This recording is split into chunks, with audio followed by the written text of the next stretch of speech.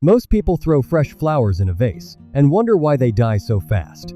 But what if I told you a simple kitchen ingredient can actually keep them fresh longer? Vinegar slows down flower decay. Vinegar helps extend the life of cut flowers by lowering the pH level of water.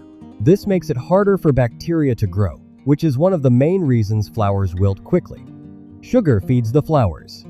Sugar works like plant food in a vase. It provides essential nutrients to the stems, helping flowers stay fresh and energetic even after being cut. Bleach keeps water clean. A tiny drop of bleach helps kill harmful bacteria in the water. Clean water means healthier flowers and a longer-lasting arrangement. Perfect mix for best results.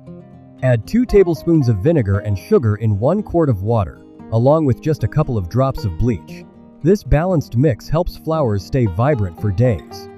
Combine with basic care. Always use a clean vase, trim the stems, and change water regularly. These simple steps make a huge difference in keeping flowers fresh. Fresh flowers don't have to fade quickly. With this simple trick, you can enjoy them much longer. If you love smart gardening tips like this, subscribe now and keep growing better every day.